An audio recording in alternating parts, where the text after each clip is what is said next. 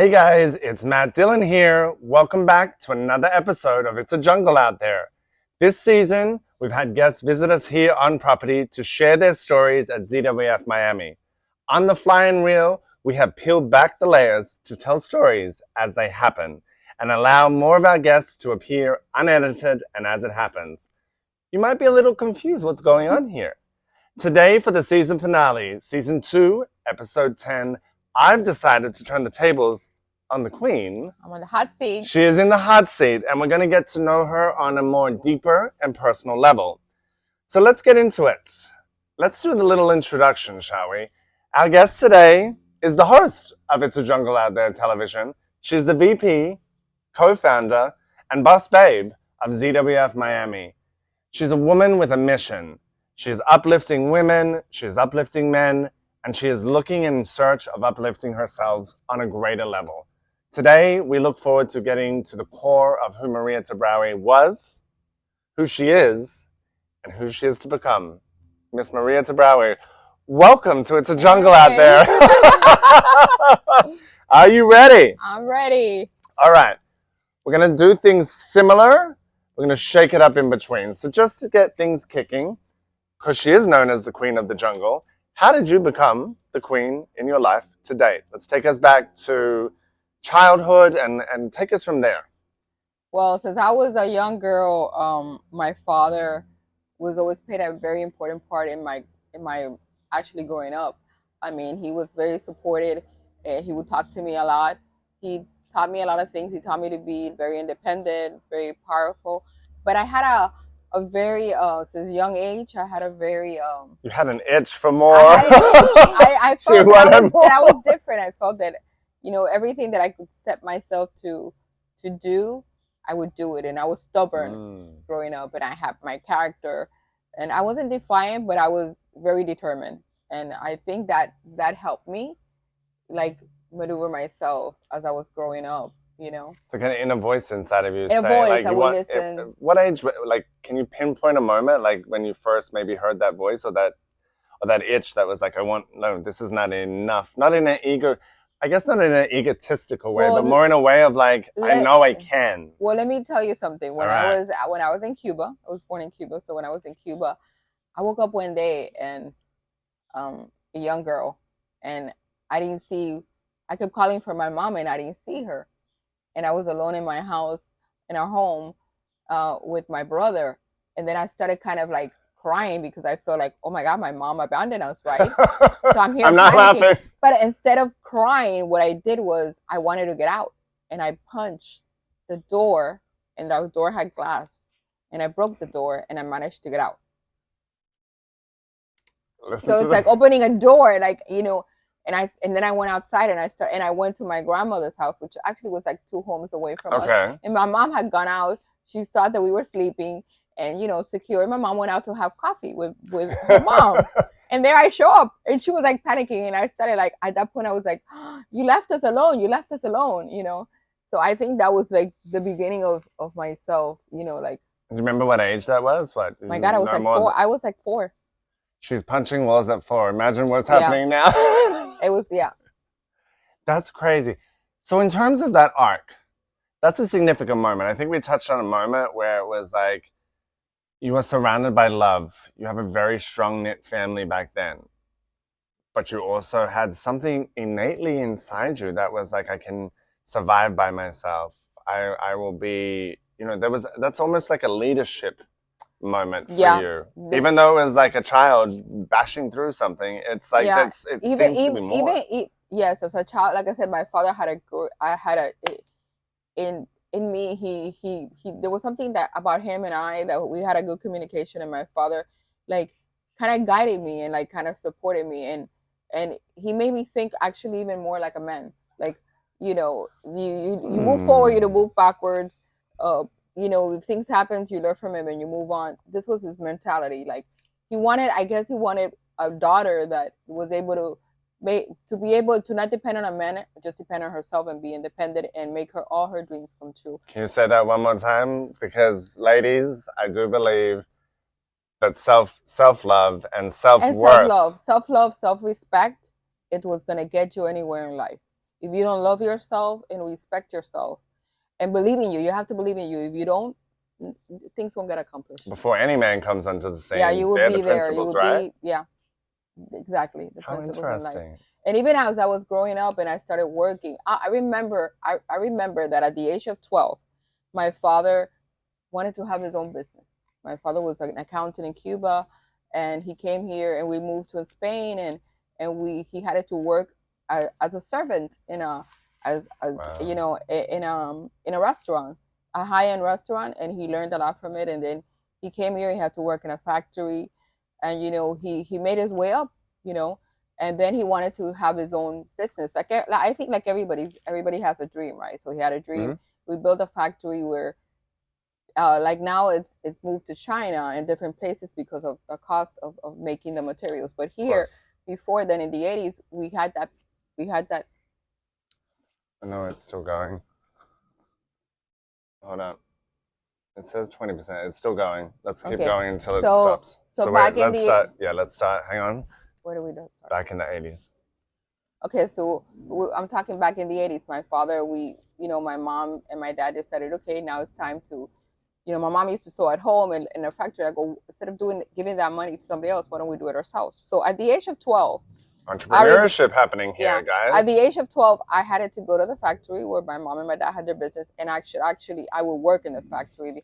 I would, and the lady that used to do the models, prepare the models of clothes, she taught me how to put the models together so the other ladies would be able to sew them. And then I would do that, and afterwards, when they were completed, I would go and cut the little Is it swing tags? yeah, the swing, the how do you call it? No, oh my god. This that goes on the back of it? No. Sometimes when they sew, they leave like the Oh, little there's like the extra bits. the extra bit. So I had to go and clean all that up, put the labels, put the plastic, and then they would go to Macy's. Macy's in downtown Miami, guys. Miami. So that's what I would do. And then we grew, and then another business partner came into the picture, and this is why I say you learn from failure. My father failed in that sense. So we brought a business partner, and the business partner had more knowledge than what my dad had, and because she was in the sewing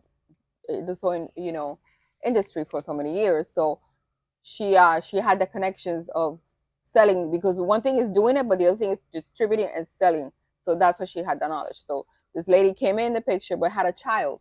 So now they needed a babysitter. So here comes Maria, and Maria becomes a nanny. I can't. So I was a nanny, and I would work in the factory. That's called fast And then I had to go to school. So Holy. I was doing all that at the age of 12. And that's when I knew that I wanted to have my children at a young age. That's when I realized that the mother instinct in me that I could be a mom and that I wanted to have children. And I did, Is that because you were surrounded by, okay, so the woman that came in and partnered with your father, how old was she roughly? Like, she was like in her 30s, 35, 40. She was married. Okay, but she had the children, so you babysat her children. I babysat one. So she was obviously in a, there's young mothers, and then I would say she's middle range kind of range. So you were looking at the equation of the process you followed. You were looking at, all right, how can I achieve the success faster? And she wanted children, so it's like, let's do the children earlier. So I kind of plan my life. I'm a planner, and I'm always an organizer, and I'm always have a checklist to do. So she does. Let me tell you. And then I realized as I was growing up, also I would tell my I remember my father, and these are things that mark me. I was out there with my dad one day. We were shopping, and I looked at a Lincoln vehicle, and the ones that had the wheel. And I told my father, I'm gonna have that car when I grow up. I love that car, and I did have that car later in life. So, and this is why you can achieve anything. And then my father looked at me. He goes, "Well, you better study very hard to be able to have that car." And I said, "I will have that car," and I did have that car in my 20s. Honey, she went.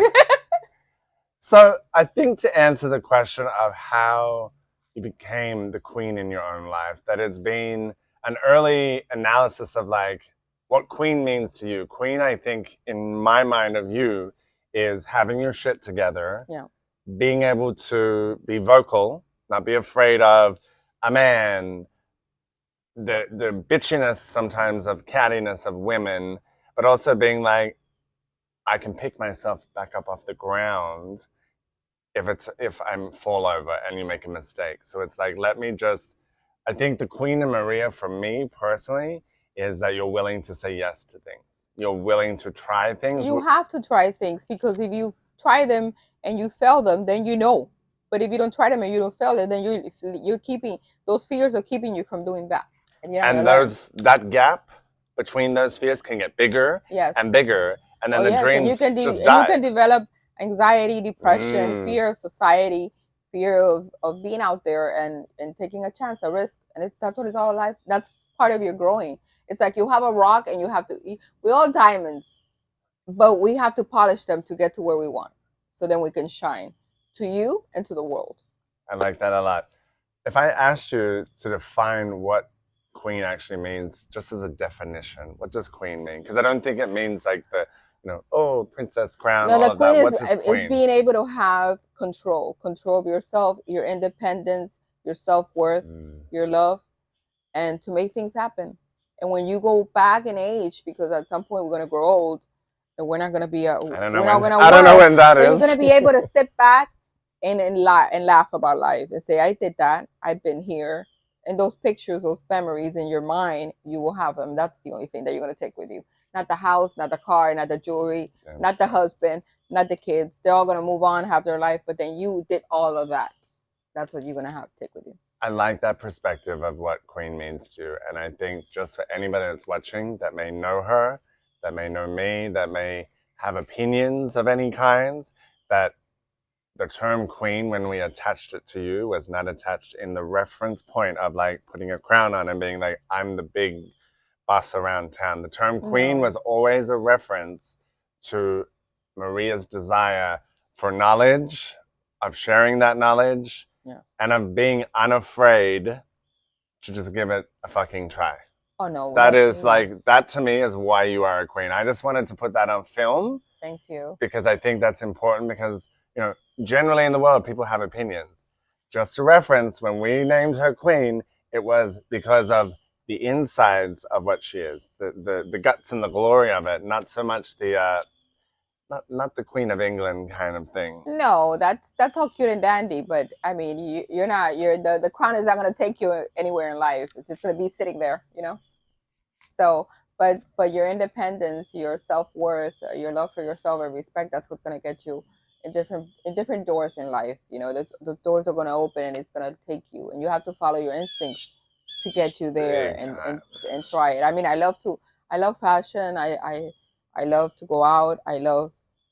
We're going to get to the fashion, and all worry. That, but that's not that. all. That's one part of Maria. I think that's definitely a part that's kind of evolved, but we're going to move to that in a minute. But I wanted to kind of get that clarification on the term queen, because I think a queen is definitely so much more than what the definition of it in the dictionary says. So that being said, all right, so we've moved through, and a theme I'm getting in this conversation so far is that the masculine energy of your father really, he was a strong figure in your life. So I want to talk about one of the darkest moments that you've experienced to date. And I want to have a breath and like be real about it, because this is your chance to connect to the audience that's here. What has been, you've been through a lot. You've been through a lot of shit. It's ongoing, like us all. Welcome to 2023, babe. But what has been something? Here's a little spin on the question. The usual question: what is one of your darkest moments, and how did you come out the other side? How did you apply the knowledge that your father instilled in you to be a queen to get you out of that dark moment? Well, I mean, I can say I have like 2 or 3 darkest moments, but I'll give you a little feedback on one. Okay. And this is in a relationship. When things don't work out, you have to move forward and let people live their life or their experiences. Is this a romantic relationship? No, business. No. This is actually a relationship with my first husband. Okay. actually. Okay. So I was young. I got married young. I was 18 years old. And the one thing that I do kind of regret and no regret is that I married young, but then I wanted my children's young. So this is like a balance you have She to do did in it. life. Wait, she did it the right way. I married. I had the kids. She's like, I'm gonna do it all the right way, but I'm gonna express fast forward. Right. But maybe if I would have been in that relationship, not saying I don't regret being married to George, because I mean he was an excellent husband. He was a good provider, and he loved his children, and I was his queen. So but there was like I like bad boys. I've learned from that. You live and learn.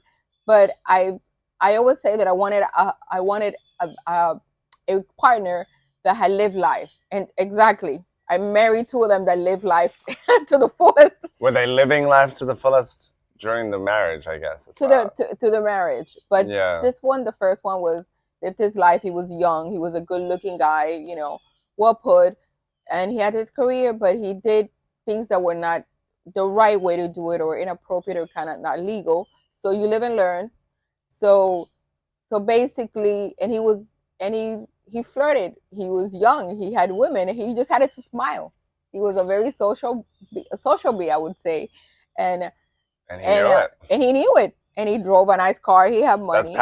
That's power and control. Yeah. But then he married someone that had to speak her mind and had her own personality, and refused to put up with things, and it became. And I married young and married very quickly, very fast, in 6 months. And How old were you when you actually were married? 18 years old. I remember I mean, married she was October just 2nd of 1984. Okay, so I married very young, and then I got pregnant. I would say 2 months after, or a month and a half after, I was already pregnant. Okay. So it was, I was young and I wanted children, and I wanted to experience that. So, things happened in the relationship, and then he went to jail. Okay, what did he go to jail for? For drugs. He was the top dog selling? Well, or he was part of an ecosystem? It was part of his brothers and him. They all did time. Family business. But he had his other construction business. So this guy was a legitimate guy that worked, but also wanted more. He had an ambition. He had a mission, and he wanted more. And by all means, my father was not aware of what was going on. And then when I got pregnant, I decided that when I found out, I didn't know the whole scoop of the whole story, but when I found out, I was like taken aback. And then he had not shown up at the house that night. He said he was gonna go work, and then I remember I made a decision. I want to leave. I want to leave this relationship. How many years was that in? No, that was the first year of marriage. I got pregnant. I was 6 months. I was 5 months pregnant. So with Stephanie. With Stephanie, my first child, and I decided to leave, and I went to my parents' house, and I said, "Hey, this is what's really going on." And my father what was his reaction? My father was upset. He was disappointed at me. He goes, "You know the way I raised you." I couldn't even go across the street to my cousin's house in shorts. They didn't let me. I don't know how to ride bike because my mother was afraid that I would be out there. That's how protective my family unit was, especially being a girl. I love that to a degree. I think that I thought I was in a prison. This is why I left. This is the I see that, but I also see like now you can look at that and be like, oh, this part will be part of my book. This is my learning experience that I want to share with the world, especially with women. Like, think before you do things, because there's always consequences in life. Would you take any of that back though? No. I don't take back the marriage. I don't take back my children. I'm very proud of my children and my grandkids and my family. Yeah. And I did love my husband. I married because I was very attracted to him. He was a good person. The family was very good to me, and we're still very close. But I had to take my time. So I don't blame anybody for what happened to me. I blame myself because I should have kick myself in the ass and say, hey, take your time for things. And I didn't. I just rushed. I wanted to leave my home. I felt I was in a prison, and I just wanted to make decisions. I wanted to make decisions for me, not nobody make decisions for me. So it's a direct correlation because of that extreme love that they were showing you, your parents being like, you can barely walk. But I wanted to run. So you did the complete opposite. Exactly. And I wanted to be a lawyer, and I would have gotten there, and I didn't, because I just Kim Kardashian's studying to be a lawyer. Anything's possible. I know. I choose the easy way out. Basically, I didn't give myself the opportunity to really find myself, and I choose the easy way out. And this is why sometimes you can't choose the easy way out in life. So I got married. I built my little happy home, thinking that it was going to be perfect, but there's nothing perfect in life. So I want to skip ahead because I want things to flow. You say you chose the easy way out. Maybe at the time, yes, that was a stereotypical way of, I'm going to get married, I'm going to do this, it's going to be perfect, it's done. Now, later in life, you are an entrepreneur, you're building businesses, you built ZWF, you're building your Queen brand. We'll get to some of the speaking and all of that you're doing. Do you think the veracity and ferocious nature of the way you approach things today, like I want this, I want this, I want this, and stop pointing how to get, like, do you think that's because you're making up for that lost time in there? Like, yeah, somehow it is that, yeah, I'm making up for the lost time that I needed to. Your lost time. My lost time. This is me now. This time in my life is, how can Maria grow more to get to where Maria wants to be? It's about Maria, not it's about my family. I had all that. I had the homes, I had beautiful homes, cars. I had everything. But now it's about, because I realized that the fashion, the clothes, the shoes, the purses, the home, it's all going to be there, and somebody's going to enjoy later in life. But I want to be able to, like I said, when I get older, I want to be able to say, hey, I did this. I'm proud of myself. Now, nobody tell me, because in life, nobody's going to tell you, hey, you did a good job. You have to pat yourself in the shoulder and say, hey, you did a good job. And that's how it is, So there's a congruency happening here. It's like rebelling from extreme love and almost like prison-like thing. We want to protect you. Then you racing into something because you're definitely like the fast forward button. You like things now. You want things now. Yes. So you got the family. You went through that marriage.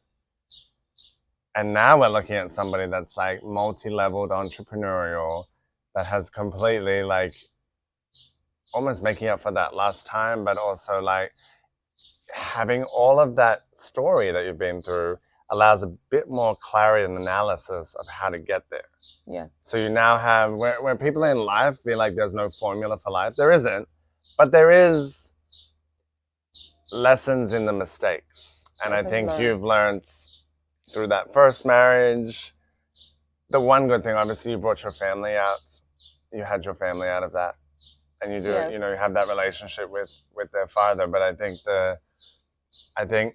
let's go into the latter part of, the marriage, the prison. What was that like? Like being, you had your parents, but you're very independent. Like, did that shock you that he went to jail? And how, like, no, because I knew that at some point it was coming. I knew that at some point, I was very realistic. So you weren't blind to this fact. You're like, this is going to happen. I mean, it's likely to happen. And let me tell you how I was. Because yeah, please. This is why I shelter my family and my kids. My first husband I didn't allow him to have keys on my home. When I realized the whole scoop of the situation, I said, I don't want to know the scoop of the situation. I don't want to hang around with anybody that has to do with anything. And don't put it in my house. And don't put it in my house. So whatever you do out there, I don't know. Don't tell me. But my home is my castle, my children. This is who I am, and we have to keep it safe. And he agreed to that. And that's that shows that, I always say this. Listen, at the end of the day, people do things. That doesn't make him a bad human being or a bad man. No, it didn't. There might be a lot of people that disagree with us, but he did his time, and he learned from it. You see, this is the key. If you go and you do it, and you come out and you do it, then it's the fall is on you. You know what I'm saying? Life lessons for you. But what I'm saying is that he learned his lesson. What he did later in life when I was not around, that's not on me. That's on him. Yeah. Afterwards, but I always was like, I always had control. So even when even though he lived that life, that other life that I wasn't aware, and in that other life, that's where the womanizer, the women's, the came in the picture. But in my home, everything was different. It was perfect. You know, my children were growing up. They were going to school. I went back to school to become a paralegal and a legal assistant. And I got my certificate from FIU. Then I moved on. But like I say, everything there was my life was a perfect world in my life, in my home. We even had a trucking business, and I would be the one that would actually take the books, deal with the books, the finances, paid everything. So at an early age of 18 years old, I'm here running my own home and our own business. So wow, this is so you're within So- what you could control, you control. correctly. Okay, I like that. So tell me, goes to prison, comes out. And then I became a mom and a dad. That's what I was getting to. So how did that affect you? Because that's like you have. There is a distinct difference between what a mother and a father gives to a child, I believe. Yes. And it takes a lot on you personally to be able to be both and still be remembering that she's young. And that's the issue, like in And not the losing your show with shit. my daughter, where she says that I wanted you to be more present. Yes. I wasn't 100% present because I had to now go to the world and work. I started working as a receptionist for Sugarman and Susquehanna law firm. So, and then I worked for a Caribbean transportation, freight forwarding transportation. That was my first job. Then Sugarman and Susquehanna as a legal assistant, and that's when I knew that I had this in me. That actually what I wanted to be was my passion. So I went back to school and started studying to become a lawyer, a paralegal, and then so I was working as a receptionist 9 to 5, and I had the money, driving a nice car, dressing up nice. Actually, they used to call me a Cuban Cuban Barbie? how do they call it? The Israeli woman. They call it Jews, or they call them princess. The princesses of, like the Jews, they call princesses. No, but they call them. They do? Yeah, so. Oh okay, let's start clean. Okay. I forgot, how do you call them? A Jewish princess. No, but they. A Jap. A Jap. Okay, so I was a Cuban Jap. I became a Cuban Jap. Now here, and they were jealous, and then that's when I realized that how vicious we women can be. Okay, speak on that more, because here I am trying to make a living for myself, trying hard, going from 8:30 to 5:30 at work, being there present every day, and trying to make myself better as a woman. And here I have other women kind of being jealous and nitpicking, and I would laugh. I would say, how vicious can we be? So for me, that's an interesting point. And did you instantaneously, like, remembering maybe the first time you heard somebody had said something, or somebody had the balls to say it to you?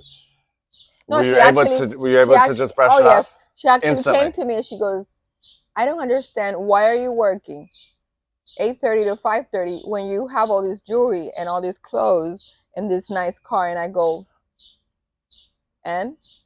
She was making the assumption, though, that, oh, you look like the type that doesn't need to work. Exactly. Okay, if you know what I'm getting at, then you know what I'm getting at. So it's like, people are vicious. They are, and actually I got fired from that job because of her. But I thank her, because that experience taught me that I needed to actually push myself forward in life, because nobody's going to come to you and tell you anything good. They're going to criticize, they're going to critique, good or bad, but they were talking about me, so that means I was special. So that means I had potential. So that opened the door for me to get to where I'm at today. When I always say, when people are talking about you, it stems from definitely jealousy, but sometimes stems from them. They want to be you. They want to be you. They want to be in your circumference. Yes. So it's like the enabler of being able to look at that moment and not react, and allow that to be like ammunition. Because a lot of people will like turn back and be like, what'd you say? What'd you say? As opposed to, oh, I see you, I see you, and I see Yeah, you. and I used to work, and I was dedicated because I'm very responsible. I used to live in Pembroke, and I used to work in the heart of Coral Gables. So it was an hour and 15 minutes that I used to Dedication. drive and drop off my children, because at this time my husband wasn't around. My father, I moved my parents in with me to my home, and I had to drop off the kids at school, rely on my father to go pick up my children after school, and I would have to drive an hour and 15 minutes to work. And I got late twice, and this is why I'm very like about being on time with my staff. Like I And we're got to gonna get work. to that.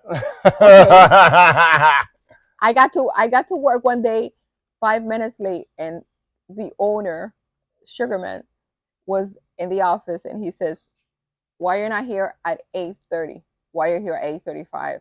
And I said, "It was due to traffic." He goes, "That's not my problem. Wake up earlier. Get to work on time. Agreed. I don't care if you stay after work to finish. Agreed. That's not my problem. But you come here at 8:30, because that when that door opens at 8:30, the phones are ringing, and I have business to run." And that was the first and last conversation we had. I was there at 8:30. See, Or 8:31. these are the lessons you learn, and guess what? Staying after hours in a business that's run on customer service means nothing because customers are available between 8:30 to usually 6 p.m. So if you make up time after, doesn't matter. And I'm going to give you a tip about that. It doesn't matter, and this my brother taught me. It doesn't matter how much you put into a business. If you're on a salary, whatever, it doesn't matter how much time you put or you stay after, and they think they're going to recognize it's the day they want to get rid of you, they're going to get rid of you. Correct. And they don't care how much time you put. This is why you have to grow and learn and teach yourself to get to where you want to in life, because you can be working for somebody in corporate America 35 years, comes a young one that they can pay less money, they're going to take them, and you're bye-bye. So that's why you need to prepare yourself to get to where you want to be in life. That's some fast fact lessons. Okay, so you've been through ups, downs. I know there's a personal story with your children's father that I'd love you to share with the audience in terms of loss, tragedy, and how you come out. I mean, you've done it all. You've lost husbands, jobs. What happened? How do you handle death? I know it's a big one, guys, but it all compounds to making you who you are. It's something that even my throat. It's okay. It's okay. We're gonna talk to me. Yeah. Talk to me. It is something. It is hard because it's someone that was full of life. He was 49, and he had so much potential, and all of a sudden, and this is the father of your children. And of course, the father of your children would always be present in your life, even though he could be an asshole or he could be a bad person. He wasn't. He just was young with money and wanted to live life. So, and I mean, when you break up in a relationship, there's always, it's not only one person being at fault. Correct. There's always two people being at fault because there's something that was missing in that relationship for something to fail. And it could have been that, and one of the reasons I learned later in life, it was that my husband was a sex addict. It was something that he loved women. There was something missing in him, of course, and that was him. That was not me. He had a core problem that was never addressed. So if there's something that needs to be addressed, it's always good to go to a therapist. So maybe he didn't know. I think that it was maybe something naive from him that he didn't know. How many years ago was this? Because that is something I think I was newer. 18. I was 18, and I was with him until I was 24, and then we were separated for 1.5 years, and then he went to prison, and then I would visit him for 4 years, and then I left. I left. But I can go into that. But what I'm saying is that he had an issue that needed to be addressed. He was a sex addict. He loved women. He loved sex. So he had the money and the power. So everything was easy to him, and he was a charmer. So you know what I'm saying? It became a problem because he needed that. It was like him eating, him drinking water. So any woman and every woman was good, but then I had to take care of myself. And like I say, I never chased anybody. I never looked for anything. But if I have a gut feeling, I will look and I will search. And if I search and find out, that's it. And let me tell you, honey, she is the FBI. And I could be a detective because I'm good at it. She should have been a detective, actually. I mean, I'm really good at it. Should have. I pinpoint the points, and I can, and I can map it out. So it's a good life skill to have, I think. yeah, survival. It's called survival skills. Yeah, we make fun of it, but it's actually Yeah. something that I admire in you. And then it became like an obsession. And this is why you have to be careful, because you have to know how to define when you're growing up, what is this relationship becoming? It became attraction.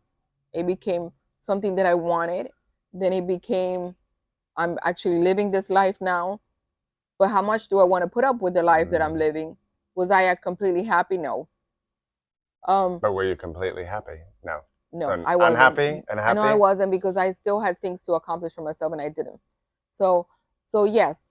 And then that we were having issues, not in the home, not in the bills, not in the necessities, but in the personal aspect, where the man and woman need to feel. Well, they need to feel connected, respected. No, because he wasn't present 100%, because he was living this other life that I had a gut feeling about, and then I knew I had to be addressed.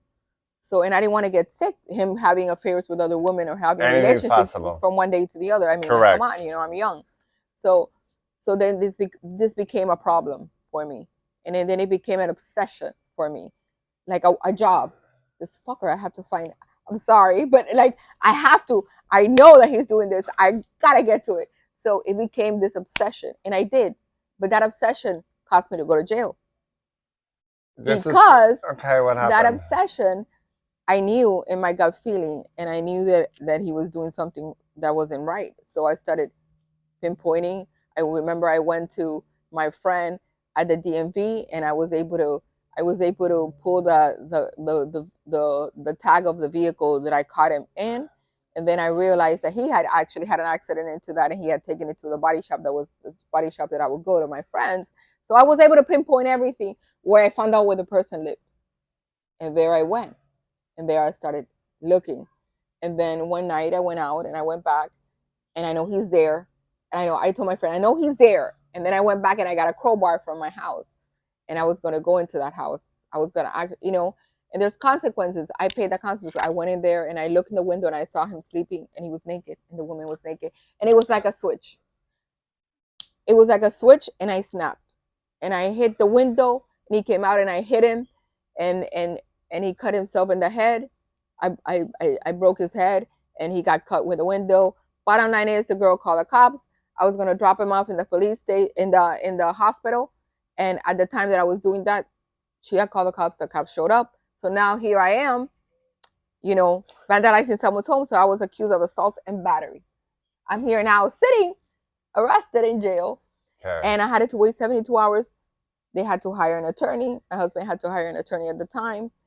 And now I'm here I could be facing time, a year. That actually, real shit. The state attorney wanted me to do a year and a half so I could learn a lesson. Oof. And now they wanted me to go to a psychologist because of maybe anger management. So I was faced with a lot of things. And I remember telling my father-in-law, you better tell your son to get me out of this jail, because I'll do time and I'll sit here. But by the time I get out, you guys are going to have a problem. Serious problem he's going to have in his end. So he started laughing. He goes, no, don't worry. We got all this resolved. We're going to get you out. They got me out. And I went out. But and this was the learning lesson. When I got out, and then I called my aunt, he goes, your father is desperate. Your father's looking for you. They think something happened to you. And I had to tell him, because the only person that I could actually, she was like my second mom. And it was his sister. And I told her, hey, I'm here. This is what, and she started crying. And then she told my father. So when I went to go to my father's house to pick up the kids, as soon as I opened that door, I got slapped so hard. And my father goes, I taught you to self-respect yourself. Why are you going to be chasing a man? And I remember he says, I don't want to see you again. Leave my home. And my father didn't talk to me for a year and a half. I think that was the hardest. There it is. Wow.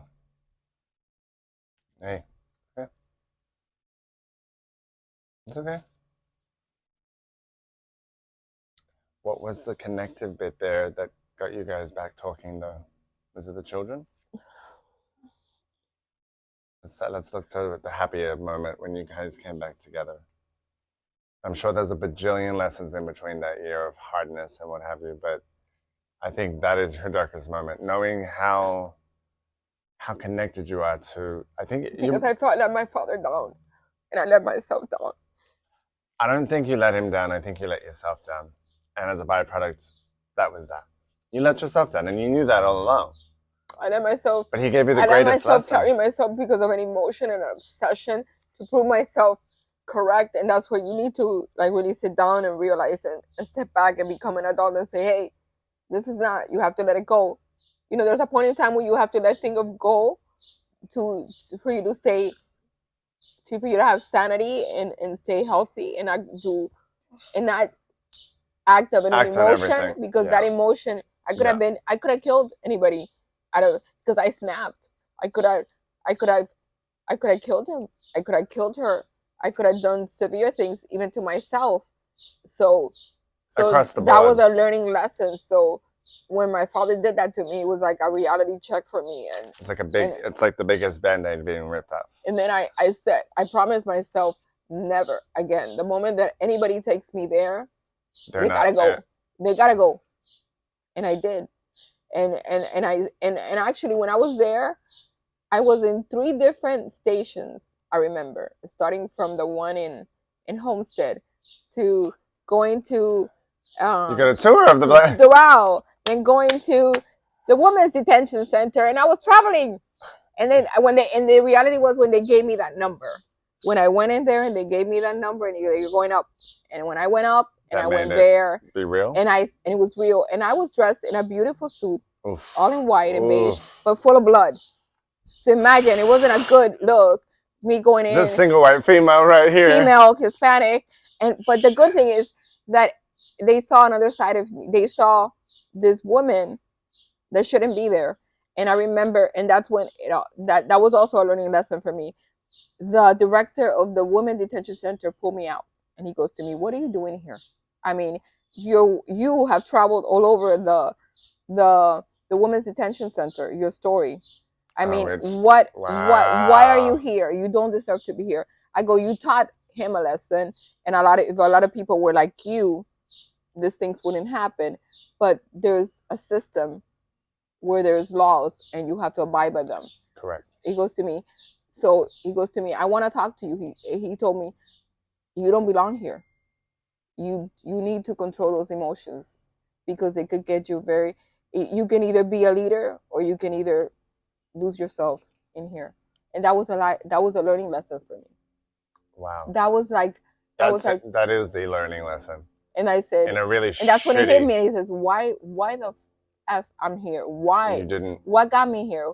And I realized that it was the emotion and the obsession to prove him wrong, to prove myself, and that could be a dangerous thing to have. That's a dangerous. It's good and bad. You know what I'm saying? If you harness it correctly, if you harness that energy correctly, which obviously, there's levels of things, but I think you learn a big lesson there, and maybe it was the head of the correctional facility in the women's center that the men that really triggered. Holy shit! And then when I was in there, it's adrenaline. It's adrenaline. And then I was there, and then I was freaking out because I heard stories of women that could be raped in there. And I mean, that's not a game. No, it's not a game. And then they put me in this room where there was this tough lady, and she was a lesbian, and I respect them. I'm open-minded, like I said. But she was there, and she was sitting in the middle, and she had 3 girls on either side. And there, this woman comes me. I come in here, and then I'm like, oh shit. Which side are you taking, bitch? I said, I know what I like. It's not happening. So I had to build up, and I said, don't lose your cool, And I remember I went in there, and he told me this. He says, hey, this is you need to watch out. This is. So I went in there, and I remember it was a bunk bed, and I was on the top, and there was a girl that saw me. And she said again, why are you doing here? She goes, and then she goes to me, she goes, you need to be careful with her. Don't turn your back on her, whatever. So the first thing I did was when I got out of that bed, I looked at her straight in the eye. And I gave her that look like, if you mess with me, we're going to have a problem. And as soon as I gave her that look, she kind of like, she knew that she had another unspoken, she knew that not to mess with me. And I went in, I remember I showered and I was very cautious. And I didn't leave not looking at her. Like my eye was on her all the time. Like, you know what I'm saying?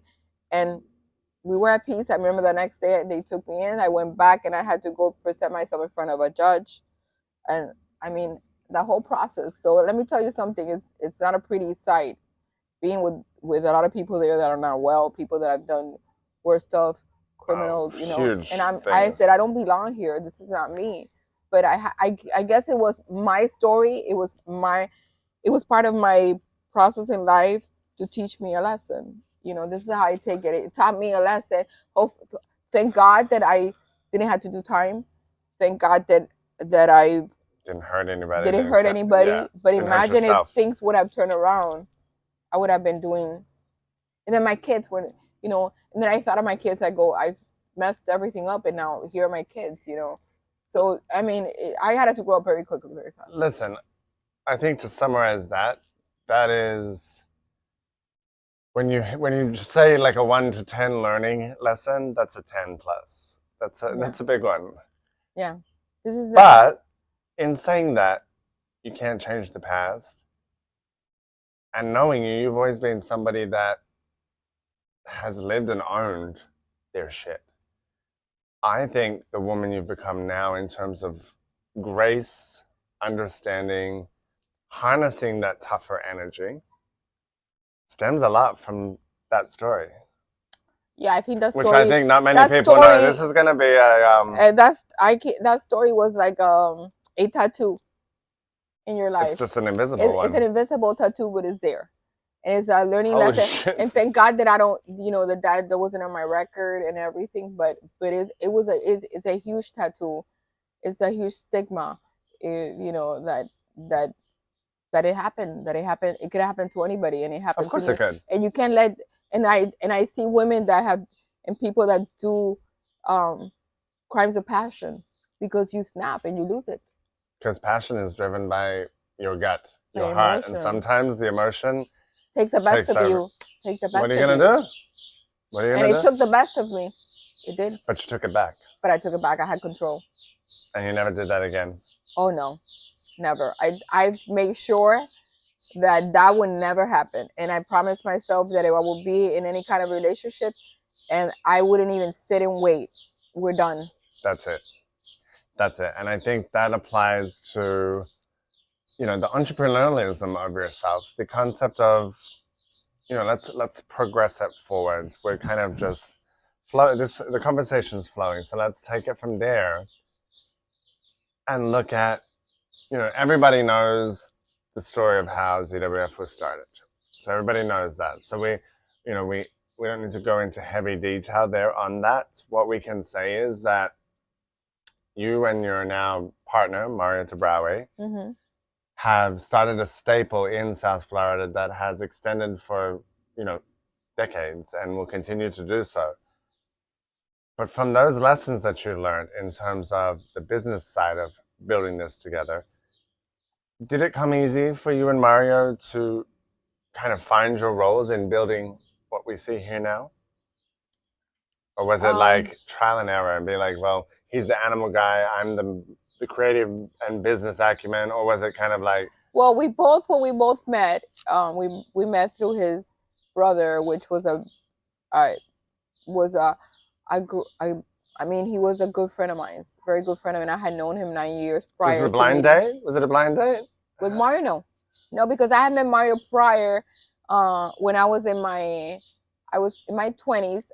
My son was almost 2.5 months old, and my youngest brother-in-law Mario wanted to.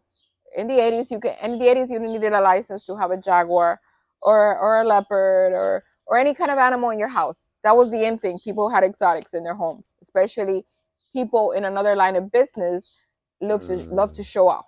So this was part of nice cars, exotic wildlife. So it fit, right? So my brother-in-law wanted a cougar. So Mario was the guy to go. So Logical's Unlimited. Mario was in Coral Gables. Mario had the perfect setup. It was beautiful. I mean, I can tell you because I went there with my sister-in-law to buy Dan. Dan was a white monkey with red eyes. So we went to buy Dang and we went to buy a cougar. I remember. So that's Just how it casual, started. just casual. Casualty. I just given birth 2 months later. I was still kind of chubby, but good. You know, I had my You had body was there. curves. Right. I was young.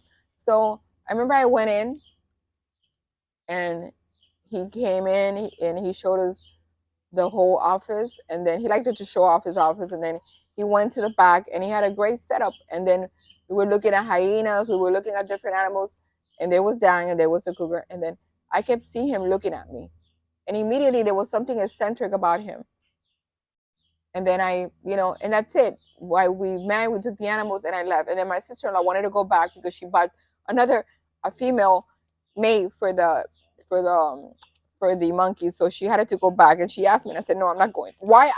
I felt uncomfortable. I felt uncomfortable. So fast forward, that happened. I think 2 years later, that's when Mario got arrested. The time that Mario got arrested, and then he came out on the and before that happened, I remember we went to a funeral because a mutual friend of us, his son passed away. He was in the YMCA, and the teacher, the instructor, they were in a lake. They were giving swimming classes, and he drowned. So that's how we saw each other again, and we went to the funeral. When I got to the funeral, like an hour later, I see someone coming in a vehicle, in a Mercedes, and then I see him, and I see his wife Lucy, that was pregnant with Nick at the time. Okay. So there I see this guy again, and I see him looking at me, and I look at him, and then my husband at the time was George, looked at me, and I see this face that he got angry. He goes, what the hell? What are you looking at? And I said, oh no, this is Mario. I went to his, and like I saw his face, like he got jealous, that energy. So that's it. That happened. Moving forward, my same sister-in-law that took me, Kathy, that took me to his place, took me. I used to love jewelry at the time. Again, I was young, naive. So she had taken me to meet Jamil, and I started buying jewelry from Jamil at the Ocean Back, the Bryce Jewelry Gallery. So there I became his friend. So this same girl took me to the jewelry place afterwards. After Mario went to jail, I got divorced. I moved along. I had my career. Fast forward, here I go one day to the jewelry store, and then 12 years forward, I see Mario again. So you see the connection there? I mean, it's meant to be. It's meant to be. Considering what you guys built here, definitely meant to be. And before that, one day I had a dream, and this is weird. This is why you have to follow your stuff. One day I had a dream, and I saw myself in a 5-acre facility like this, and I saw myself with animals, and then I don't know if it was that I felt attracted to him, but I saw him here. I saw Mario here, and then I saw my ex-husband outside the property, looking within. And moving forward, 12 years. A year before he passed away, my first husband, that same dream came back, and I saw it again, him. And then when I was here one day outside, I saw my ex-husband outside looking in, and I was looking, and then it was like deja vu. The dream came back, and I go, oh, this is a dream. But the dream was kind of being like almost more like a prophecy, showing you a prophecy something. That I accomplished what I did. That the dream that I had of me visioning here, it happened. You understand? Like, this is what I had to do. This was like my part of my life. This was it. It's definitely it's like something that I had to do, like a cost, like this staple in Florida to show people. So it all. But it was already a passion. It was a passion for you already. Yeah. Animals, wildlife. Because I used to sit with my father every Sunday to watch Mutual of Omaha, and I said I want to go one day to Africa, and I made that happen. I went to Africa, to Mala Mala, and I stayed there at the reserve for 7 days, and was able to go out and see the animals, and that's how I learned more to build this park. But like everything in my life is like, it seems in a way that there's a destiny kind of feeling here that I think Mario and I came out. We were meant to meet. We were meant to be partners in crime, meaning that we were able to accomplish what we made ourselves. He wanted another chance in life, a chance to build himself and build a business. He went through, yes. And I wanted to have my own business because, like I said, I felt always that I was special and I was different. Because when I was going to work, I was doing the work, but I felt something was missing. I felt I don't need to be here sitting 9 to 5 working for someone. I need to do something for myself. And this is how, at some point in my life, we met and we came together, and that dream came reality. And we built what we have right now, ZWF. Well, the universe has a funny way of putting things together that is meant to happen. And the universe has an even funnier way of when you don't end up, you start romantically and business, and then the romance leaves. But there's, even in the tussle of like, fuck you, there's this underground respect for each other. So the universe put two people together that will be loyal to each other to the grave, no matter what. Yes. No, I mean, no matter what. Yes, because he helped me raise my children. He was a good husband. He was a good partner. Things to each other. We did things that we learned from it, and we grow, and things that could have changed, but it didn't. It happened. Sometimes it's a story. It's a story of us, and sometimes and this is a learning lesson too for women. If you own a business with your partner, you always have to have a balance where you have to have your business, but there's a cutoff period. Yep. A cutoff period where, okay, now we're not going to talk about business. We're going to talk about us. We're going to talk about our family, our children, the good of what we've done. You can't let the bad day that you had, take it into the room or the home, because then it won't work. It will get sour at some point, because you never disconnect from the business and your personal life. And then you have to have date nights, and then you have make each other feel special still. Yes. Given you live, breathe, and I think that was lacking in our relationship. I think where it stands now, looking at the both of you, that there's a mutual respect. There's that kind of destined to be, and maybe the end game of that destiny was to be mutually respectful in a friendship and business ship. Family. And you always will be, and it's evolution, and it's a different kind of evolution. We have a modern life. We're still married. We're partners. He has his relationship. I have my relationship, and we're a modern family. And we're gonna get to your relationship. Mazel tov, honey. But I wanted to kind of touch it on there. I think many people know how you two built this together, but I think it's important to look at that the universe had intention. Yeah, and you had been through so much already, where you still have that little girl inside of you that will listen to the universe. You're very driven by, this is this is that, this is the way we do this.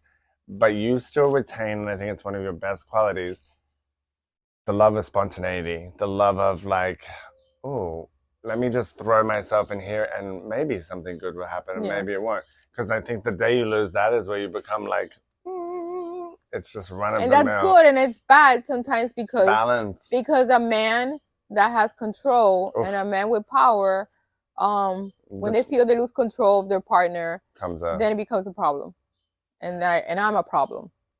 Yeah, but you're your own problem now. Right, I'm my own problem now, but she can be her own. I can speak my mind. So men like to feel that a real man that they're providers, that they're the king in their own castle. So when there's a king and a queen, if there's not a good balance, it can hurt the relationship. It can hurt. It's all evolving. Yes. Okay, so we're sitting here today. Let's one more relationship question. The relationship you're currently in right now. It's definitely an interesting one, because it was like a visit one, and then I was like, yeah, maybe not, and then visit again. And then he was circumferencing the circle for a hot minute too. Funny how we met. Actually, it's so hard to actually meet somebody these days. Tell me about it. Because life is so crazy. And you're out in the but you're in the public eye. You're in the public eye. You have a lot of people who know you. We can't walk down the street. It's like, I know her. So I kind of kept it hush hush, and I kept people. Here's Maria, 7.5 years. She's not dating anybody. Is she okay? Is she bisexual? Is she straight? What's going on? Don't get it twisted, honey. But I like men. I see women fascinating and attractive because that's the beauty of a woman. Yeah. But I like men. Yeah. So, but here you wonder to people, because I had this conversation with someone, one time where they were curious, what's going on with Maria? We don't see her with a man, but I see you going out and this and that. So, these are questions, but I don't care what people think about me. Nor do you have to answer. And if I would be, so what? It's nobody's problem. So at the end of the day, because you live your life and that's it. Make the best of it. Yeah. So I started going on these dating apps, and I met a lot of assholes. She wrote there'll be a whole new book. There'll be a book on that too. There'll be a chapter on that. So here I am, and I'm going out. I would see it as an interview session. Market research, ladies. So I would go on these meetings. I would go on these meetings with men, and some of them were interesting. Some of them were weird. Some of them I was not comfortable with, and when I was not comfortable, I walk away. Even one time I went on a dating, and I went out with my security, and I told him, you need to be a ghost. You need to sit in that bar, and if I wink the eye, you know what that means. So the person didn't even know that. The person didn't even know that there was someone there actually babysitting me in case something were to happen. Of course, we have to protect ourselves. Because I have to. You're a woman. Everybody knows you. You dress good. You have a nice vehicle. You have jewelry. You have to be careful. There's weird people out there, and you don't know what their intentions are. Just watch the TV. That's plenty. I know. So here I went, and then finally, one time on a match, I met Benjamin, and we went out. But I said I went with a car service. I remember. I went with a car service. I actually remember this too. and I went to this interview.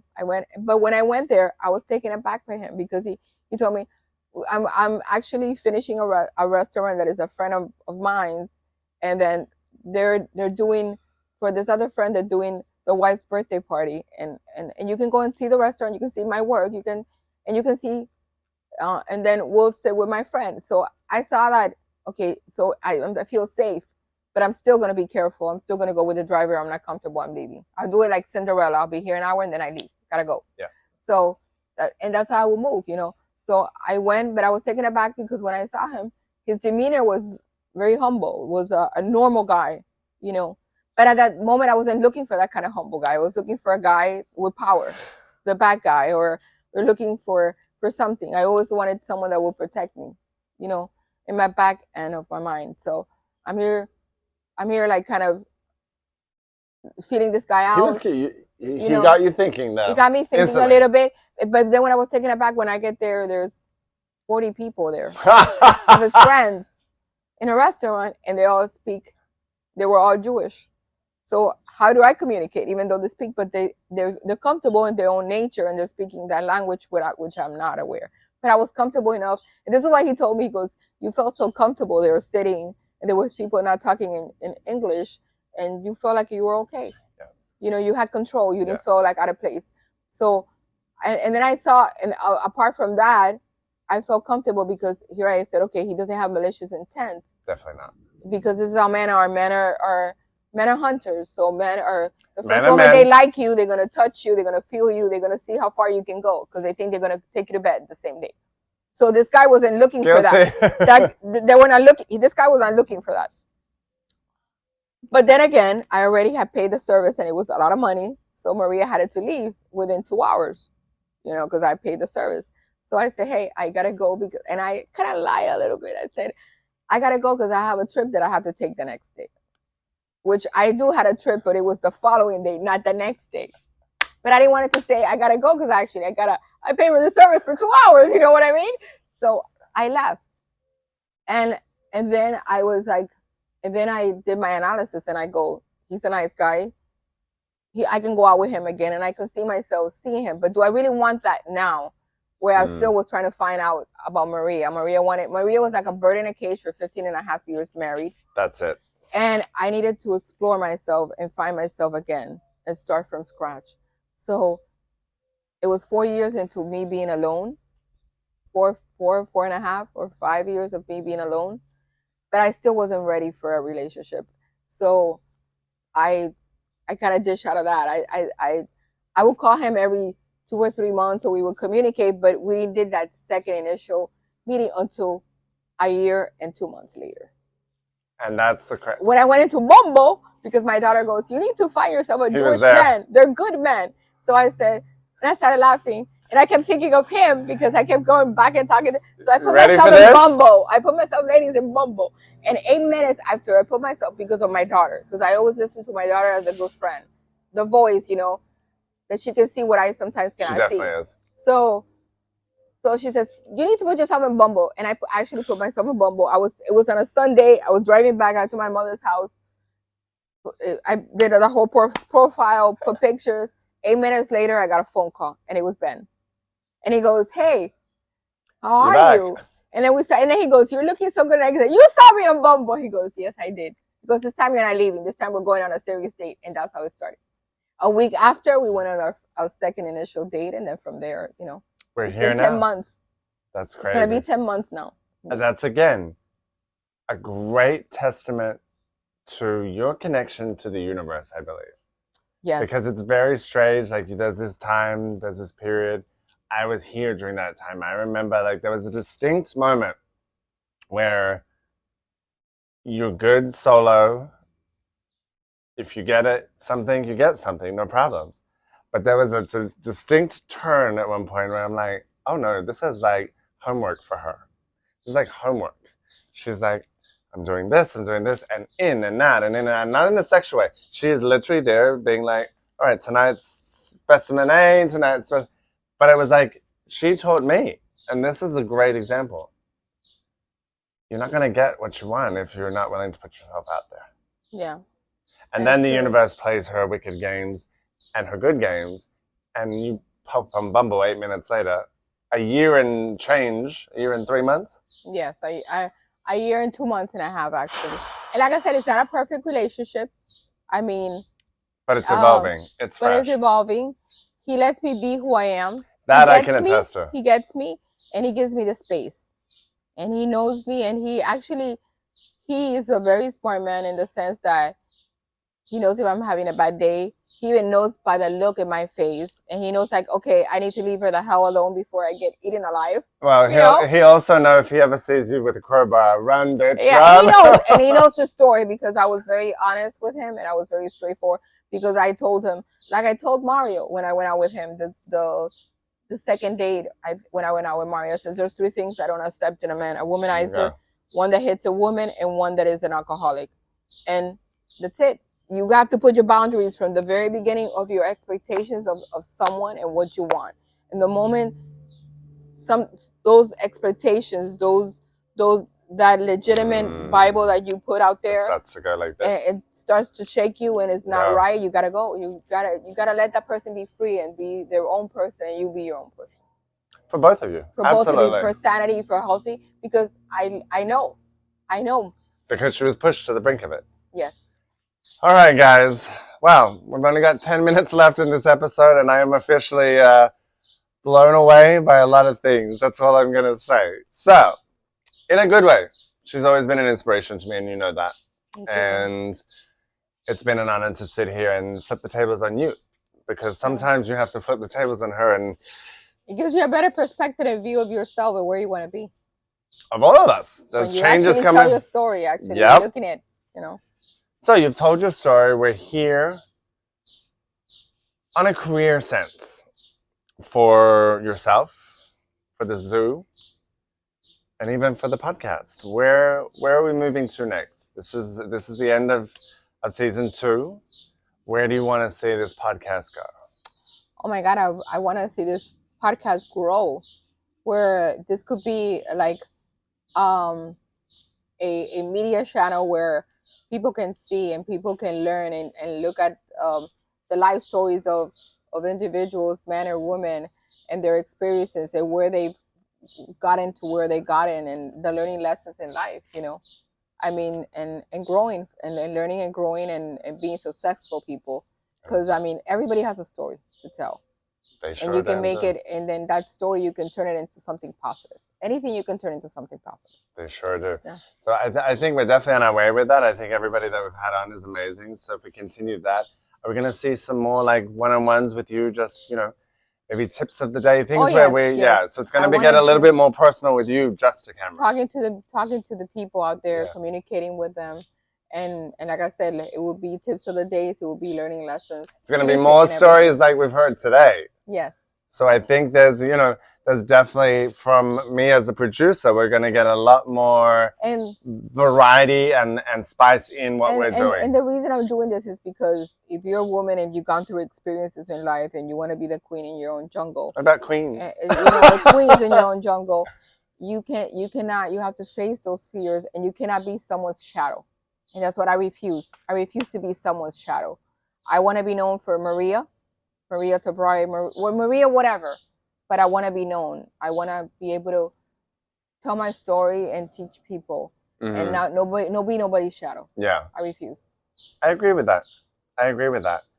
My follow-on question from that then is the evolution there. How do you want to apply this kind of inspired content to what you have here? There's something, and we've said it before, but it's funny, a lot of the time people don't realize that there's majority female to male ratio here at ZWF specifically, which I find very interesting.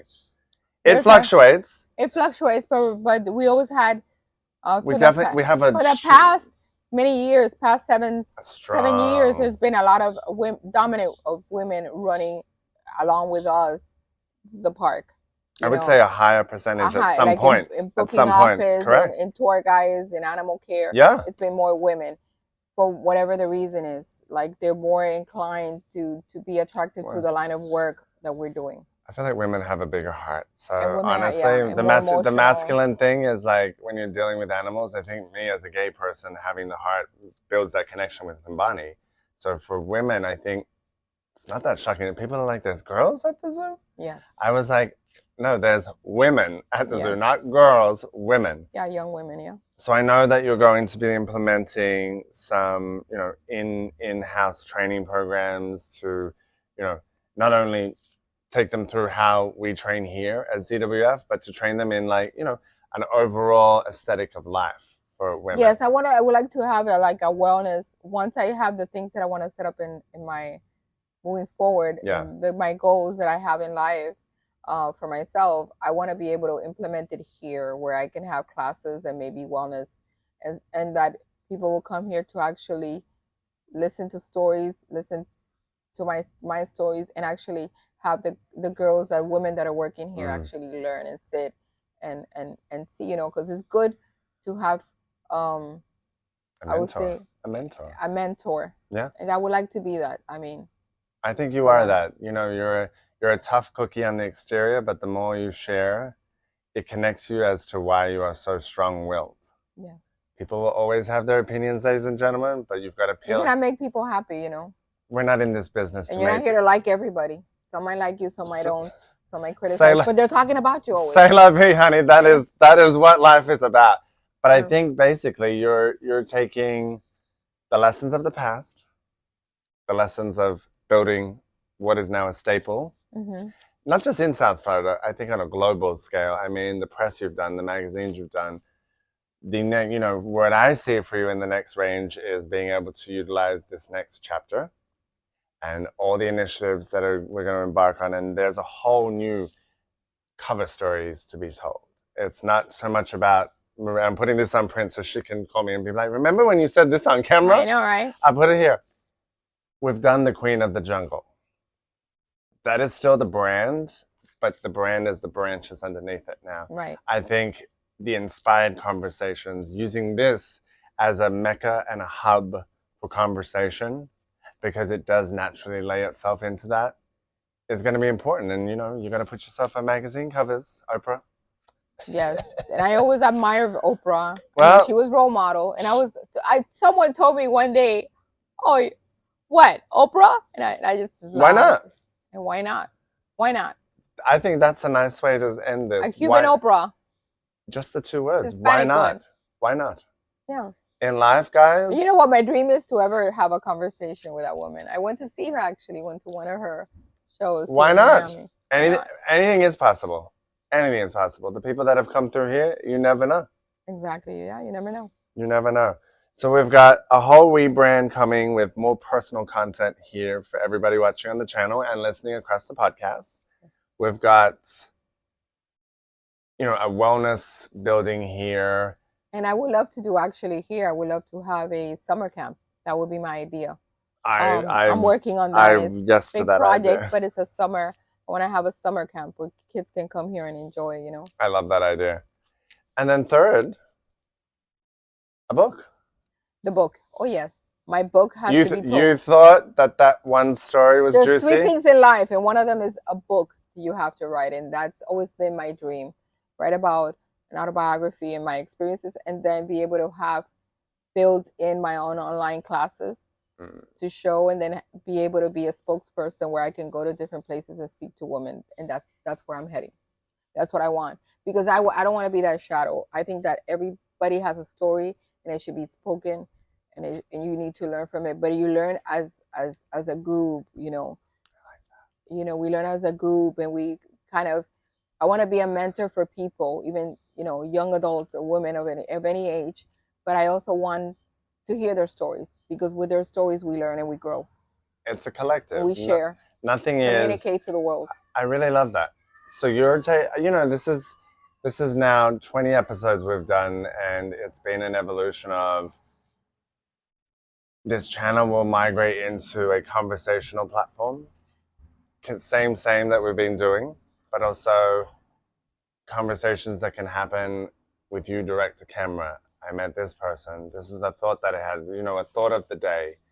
I think the book is a wonderful part of that, but I think your brand is moving into definitely a motivational, real life self-help. There's a lot of self-help people out there that are like very polished and put together. Yeah, and I see you more as like a creative. A creative, but more like raw and gutsy. Yeah. Like somebody that can be related to. I think to build that. So watch this woman over here. Yeah, and like I said, I still want to grow, and I want to go back to school, and I want to become a therapist, and I'm actually taking classes now to become a life coach, because I think that's all going to help. It's going to all intertwine together to build. I think you've lived a long life already, and it's only, you're not there at the end, not even close. No, not close. Not even close. No, so and I love to work. I don't believe in retirement. No, retirement is just giving up. No, but our work is so. No. She's never gonna let her do that. But you're gonna evolve. I think. All right. We're going to pinpoint this date, and in a year from now, even if it's not part of the season, we're gonna put something on this channel. We're gonna sit down here together, you and me, in a year from now. Yes. This very day, and talk and see what we've done in a year, and see how you've grown personally, and see what you've done. Yeah. I know that she can apply, and I know that everything she's saying she will do, she will. But I want to see what the growth is. And, maybe Benny can join us if he's still around. He's a good guy. He is. Well, on that note, this is the end of the story. This will be our season. This will be our mega episode. I think people are going to be definitely shocked. So you need to watch it. So we'll send some clips out there that are very that'll get you to watch it. Don't worry. Otherwise, we'll come chasing with a crowbar at you. There you go. You don't want that. But I want to thank everybody that has commented, shared, everybody that's come on as a guest over the last 2.5 years. Yes. It's been quite the evolution, that's for sure. Mm-hmm. And the 2 bitches are still standing. We all grown. We are growing. Wiser. And I think that there's more tenacity in what we're doing, and it has been raw and it has been real. And I want to thank you for actually breaking down your wall and showing us who I've known for this long, because that can only help yourself. Yes, true. And can only help anybody that may be strong-minded and strong-willed. Yeah. And sometimes we all have to break that wall down, and it's tough. Yeah. It's tough because you have your weak moments where you can, And sometimes we don't want to share them. But you're in the business now of sharing, so yes. Don't worry. You'll be getting You'll be getting more of this. So I want to end and say, till next time. Let's what we're gonna do is start casually bringing in some of the tips of the day and what have you. The new season will be back with guests in, I would say, a couple of months. So you'll start to see the Maria content pretty soon. But I want to thank everybody for watching. I want to thank everybody that has listened on Spotify, Apple, anywhere that you stream your guys, podcast. Well, until next time. Let's get the hell out of here.